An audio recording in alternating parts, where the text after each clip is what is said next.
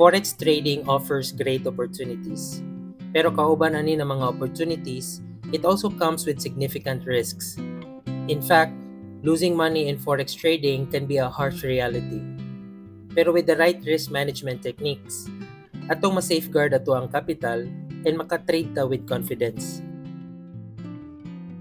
Hello, this is Deb from Trading Tirada. Sabay ko ninyo as we uncover the concept of risk management to minimize our risk and maximize our trading potential.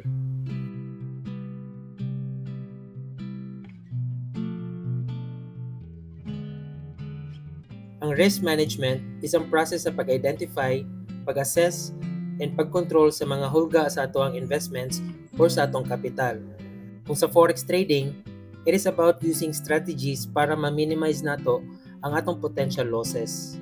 And since dili gyud malikayan ang losses sa trading, it is always advisable to practice risk management. Para mas ma-understand nato kung unsa man ning risk management, atong susihon ang mga common na mga concepts na applicable sa trading. Una is to know and set your limits. Before ka magsugod sa trading, make sure na you already know your level of risk tolerance or ang kadakuon sa loss na kaya nimo matolerate para kabalo ka kung hantud asa imong limitations. So let's say baguhan lang gyud ka sa trading and interested kayo ka to try it because you've heard na dako og kita sa forex. That said, imong initial plan was to use your spare cash na $500 as your capital. Excited kayo ka na mag-deposit og $500 so you can start trading and start earning. However, gisultian ka sa imong amigo or amiga to be careful because it can wipe out your capital. In that moment, nakaunahuna ka na dili day ka willing mawadan og $500, but instead, you're only willing to lose $100. And so you went ahead and deposited $100 versus the initial plan na $500. With that sample scenario, we have demonstrated an investor or trader na kabalo mag-set sa iyang limits. Next is ang proper position sizing. Only risk a small portion of your capital on each trade. So instead na i-expose na to ang 100% sa atong capital para sa isa ka trade, it is ideal na we just risk a certain percentage of our overall capital. Let's say per trade, 1% lang atong i-risk para inigang initial plan or trade nato is unsuccessful, naapatay na bilin na enough capital para makatrade pa ta for another opportunities.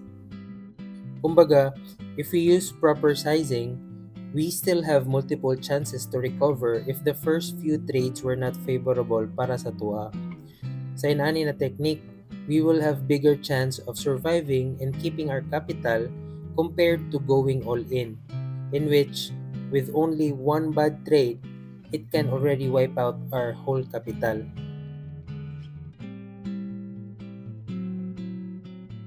Another common risk management concept is managing our leverage. Para sa mga dili familiar, ang leverage refers to the use of borrowed capital to increase the potential return on investment. So sa ato pa, mura siyag utang which allows us to control a larger position maski gamay ang atong actual capital. For example, if your potential profit sa isa ka trade is just worth $10, it can be multiplied depending on how much leverage we used. However, leverage magnifies both gains and losses, making it a powerful but at the same time very risky tool. Busa, gamito na to ang leverage according sa atong level of expertise. Kung beginner or newbie pa ta, expected jud ta na maka-encounter og more losses.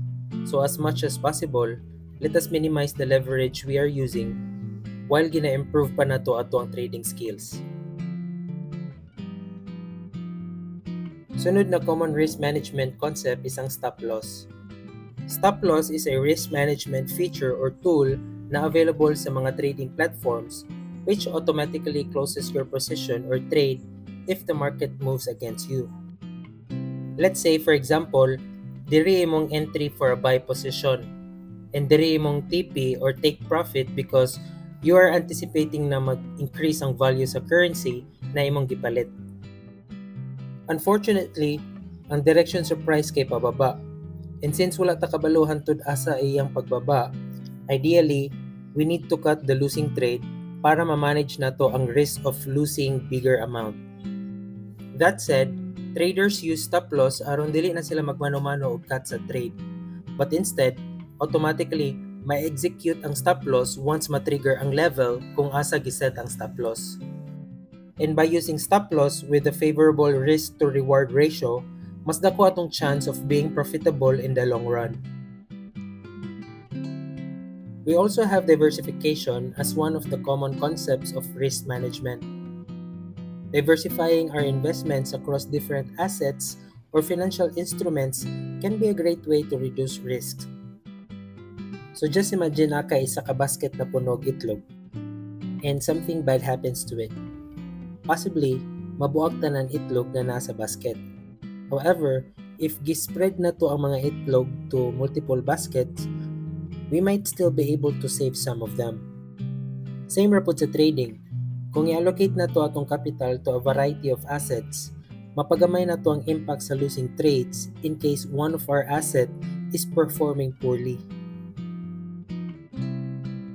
That said, daghang kayog pamaagi para mag-diversify. If you're trading stocks, you may want to diversify by having more than one type or classification of stock. It could be one global stock, then another stock from PSE. Pwede put both from PSE but from different sector. If you're trading Forex, then you may want to trade Forex pairs na dili totally correlated to each other. As of making this video, it can be Australian dollar versus US dollar while trading US dollar versus Swiss franc. These pairs often show low correlation due to their different economic drivers and regional influences.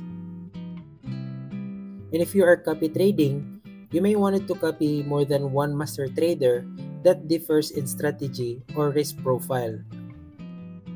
For example, instead of only keeping one aggressive master trader, you may add one more master trader na medyo conservative. Well, those are just some of the many ways para mag-diversify. And since diversification is a bit lengthy topic, naghimo kog separate video ani, which I also share the link in the description. And so we have now covered one of the most significant aspects of trading.